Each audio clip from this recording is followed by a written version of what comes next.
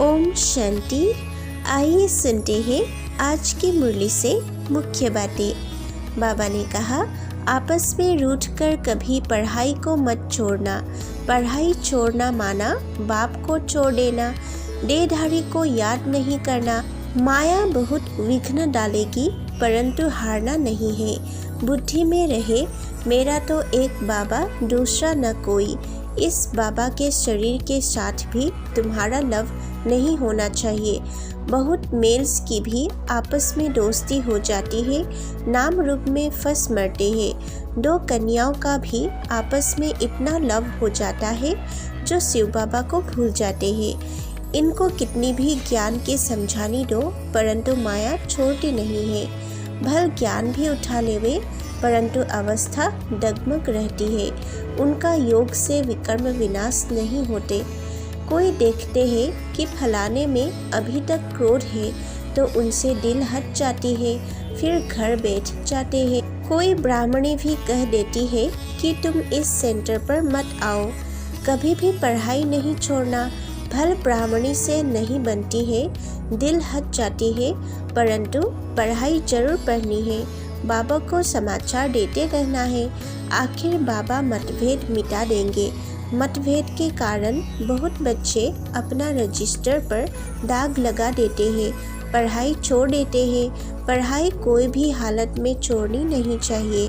तुमको कोई से भी झरमुई झगमुई की बातें नहीं सुननी है, एक बाप की ही सुननी है।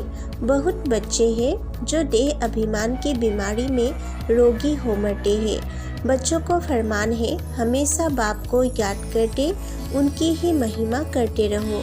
बच्चे अगर समाचार नहीं देते हैं तो समझ जाता हूँ कि माया का जोर से थप्पड़ लगा है। जब तक शिव बाबा से योग नहीं तो बुद्धि का ताला नहीं खुलता। सर्विस नहीं कर सकते, पद भ्रष्ट कर देते हैं। तुम सारे विश्व के मालिक बनने वाले हो। जितना जास्ती मुझे याद करेंगे उतना ऊंच पद पाएंगे। इसमें खर्चे की कोई बात नहीं। जिसकी तकदीर में है वह पक्के हो जाते हैं। माया ऐसी है जो से 8 वर्ष वाले भी देखो आज है नहीं।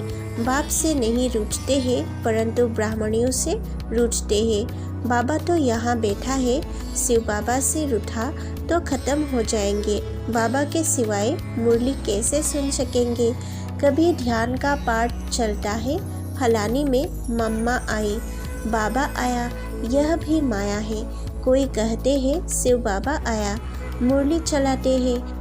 इन सब बातों से बहुत खबरदारी से चलना है। बात कैसे करते हैं उसी से समझ जाना चाहिए। श्री कृष्ण के 84 जन्मों के अंत में मैंने इस शरीर में प्रवेश किया है। इनका नाम ब्रह्मा रखा है। मुझे ब्रह्मा जरूर चाहिए, जिसमें प्रवेश करके आऊँ। यह मेरा रथ मुकर्रर है। बच्चों को पढ़ाई पर पूरा ध्यान देना चाहिए, नहीं तो बहुत रोना पड़ेगा। सबके लिए ट्रिब्यूनल बैठेगी, बताएंगे कि तुमने यह पाप किया। पाप करेंगे तो 100 गुना सजा के निमित्त बनेंगे। मेरे बनकर विकार में गए, बाप के श्रीमत की अवज्ञा की तो बहुत कड़ी सजा होगी। प्रतिज्ञा कर फिर अपवित्र बना तो बहुत धोखा खाएगा।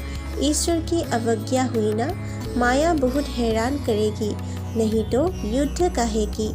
विश्व का मालिक बनना कम बात तो है नहीं। गफलत नहीं करनी है। बाबा से राय लो, फिर जवाबदार बाबा हो जाएगा।